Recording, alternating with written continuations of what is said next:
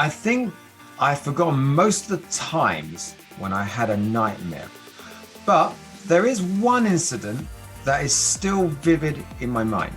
The nightmare I remember was when I got lost and I was only 3 years old.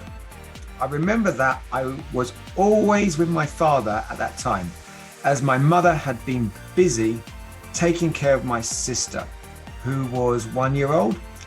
And so it was up to my father to keep an eye on me. One day, my family decided to go to a bookstore.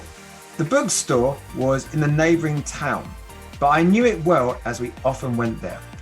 I loved books, still do, and my parents liked looking at magazines.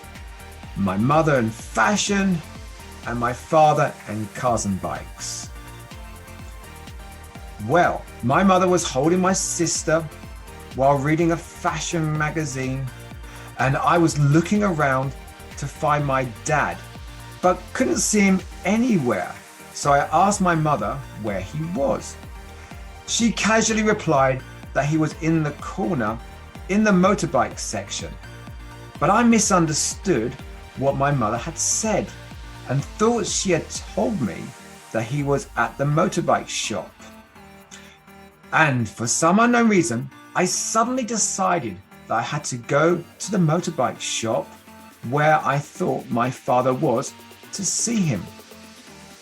And so I dashed out the bookstore. I didn't know anything about the traffic rules. I was 3 years old and wasn't aware of the traffic lights or the cars around me. I just ran straight across the road to the motorbike shop, not looking and oblivious to these dangers. Fortunately, there weren't any cars coming, or I would not be here today. But when I arrived at the bike store, my father wasn't there. So I burst into tears and cried out aloud. My parents were frantically looking for me and called the police.